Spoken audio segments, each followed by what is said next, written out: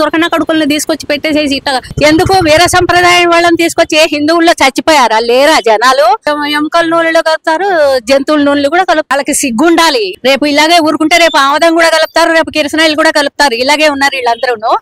ఎప్పటి నుంచి ఇలా అవుతోంది? మొన్నటిదాకా తిరుపతి లడ్డు అంటే ఎంతో ఇష్టంగా అందరం తినేవాళ్ళం, చాలా ఇష్టంగా తినేవాళ్ళు. తెప్పించుకొని వెళ్ళకపోయినా తెప్పించుకొని తినేవాళ్ళం. అలాంటిది అంత దరిద్రంగా తయారు చేశారు అని అంటే ఎవరిది? మేనేజ్మెంట్దే కదా, చూసుకోవాల్సింది మేనేజ్మెంటే కదా. మరి వాళ్ళు ఏం చేస్తున్నారు? ఎవరు అసలు మేనేజ్మెంట్? మొన్నటిదాకా ఇదంతా జరగలేదు, ఇప్పుడే ఎందుకు జరుగుతోంది? ఎవరున్నారు హెడ్ అక్కడ? బోర్డు వాళ్ళు ఎవరు?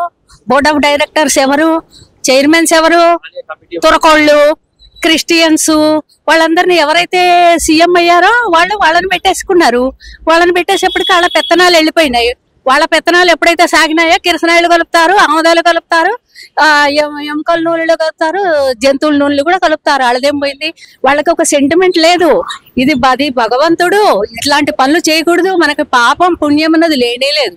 ఏ తోస్తే అది మేము చేసేస్తాం. డబ్బు కావాలా, మాకు డబ్బు కావాలి అంతే. అసలు ఎక్కడ లేని విధంగా అంటే ఆహారంలో కల్తీ అనేది ఒక ఎత్తు అయితే, స్వయంగా దేవుడి దగ్గర ప్రసాదం కల్తీ అనేది ఒక విధంగా అసలు భరించలేనటువంటి బాధ మనందరికి. అదే చాలా, అదే మరి మన యొక్క సెంటిమెంట్స్ దెబ్బతీసేది. అదంతా హిందూ సంప్రదాయం యొక్క సెంటిమెంట్ ని దెబ్బతీసేది. అది చాలా దెబ్బతీసేది. ఎంత పుణ్యమైనది ప్రసాదం అది, ప్రపంచం అంతా అడిగి మరీ తింటారు. అలాంటిది నువ్వు ఎందుకు వచ్చిందంటే మతం మీద వాళ్ళకి వాళ్ళ మతమే వాళ్ళకి ముఖ్యం. హిందూ సంప్రదాయాన్ని దెబ్బతీసినా వాళ్ళకి బాధ లేదు, డబ్బు కావాలి వాళ్ళకి. ఎందుకు వేరే సంప్రదాయం వాళ్ళని తీసుకొచ్చి ఏ హిందువుల్లో చచ్చిపోయారా లేరా జనాలు? అక్కడ బోర్డ్ ఆఫ్ డైరెక్టర్స్ గాను ఈ మేనేజ్మెంట్ కోసం వాళ్ళందరినీ ఎందుకు పెట్టారు? ఎందుకు ఈ సీఎం ఒక క్రిస్టియన్ పప్పు కాబట్టి వాళ్ళని కూడా అలా పెట్టారు. పెట్టి వాళ్ళు ఇష్టం వచ్చినట్టు సాగించుకున్నారు. సో అంటే మీ అభిప్రాయం ఏందమ్మా? అంటే కమిటీ వాళ్ళల్లో హిందువులు అనేది ఆ మతాన్ని ముందుకు తిరగకుండా తప్పిదాలు చేస్తున్నారు అంటున్నారా? వాళ్ళకి సిగ్గుండాలి. ఎవరైతే టీటీడీ ఏదైతే ఉందో దానికి హెడ్గా వేరే మతస్థులను తీసుకొచ్చి పెట్టడం అంటే బుద్ధి జ్ఞానం లేదా? మన వాళ్ళు చచ్చిపోయారా? హిందూస్ లేరా? గొప్ప నేర్చుకున్న వాళ్ళు అందరూ లేరా? బ్రాహ్మిన్స్ లో లేరా? వాళ్ళందరూ ఎట్లా చేశారు? అంటే వాళ్లే కల్ప్రిటా, వీళ్ళు కాదా అంటే పెద్దగా ప్రూవ్ అవుతోంది కదా కల్ప్రిట్ ఎవరో. సో ఏమంటారు అంటే స్వయంగా హిందూ దేవస్థానంలో హిందువుల యొక్క పాత్ర లేకుండా పక్క వారికి అవకాశం ఇవ్వడం వల్లనే ఈ రోజు తప్పుడు దారి బట్టి చెప్పుకోవచ్చు అంటారా? అంతే మరి.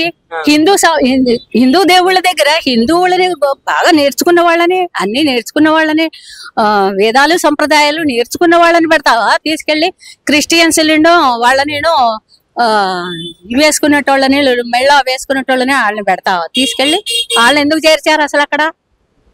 మిగతా వాళ్ళు చచ్చిపోయారా లేరా ఎక్కడ? అందుకనే అలా జరిగింది. ఇప్పుడు చెయ్యాల్సింది ఏంటంటే, మారిపోయింది కాబట్టి గవర్నమెంట్ వాళ్ళ చేతిలో హక్కు ఉంది కాబట్టి వాళ్ళని తీసి పారేసేసి వేళ వాడిని పెట్టే ఇది లేదా వీళ్ళకి? ప్రభుత్వం ఎటువంటి చర్యలు తీసుకుంటే ఈ యొక్క తప్పిదాన్ని మనం తప్పుకొని కాస్త ముందుకెళ్ళొచ్చు, ఇప్పటికైనా నాణ్యతని పాటించవచ్చు? పాటించవచ్చు చక్కగా. ఎందుకంటే ఎవడు రాజ్యంలో ఉంటే వాళ్ళని పెట్టుకుంటారు. అలాగే పెట్టుకోవచ్చు కదా, తీసేసి పెట్టుకోవచ్చు కదా. ఇదేం గవర్నమెంట్ ఐఏఎస్ జాబ్ కాదు కదా, తీయకూడదు 30 ఏళ్ళు అదే ఉండాలని. తీసి పడేసేసి వాళ్ళని పెట్టచ్చు, చైర్మన్లు డైరెక్టర్లుగా పెట్టుకోవచ్చు. అప్పుడైనా కొంచెం మార్పు వస్తుందంట. అది వరకు బాగలేరండి. అది వరకు హిందువులేనే ఉన్నారు కదా డైరెక్టర్స్ గా, చైర్మన్స్ గా. ఈరోజు తురకన కొడుకుల్ని తీసుకొచ్చి పెట్టేసేసి ఇట్లా గబ్బు లేపారు కానీ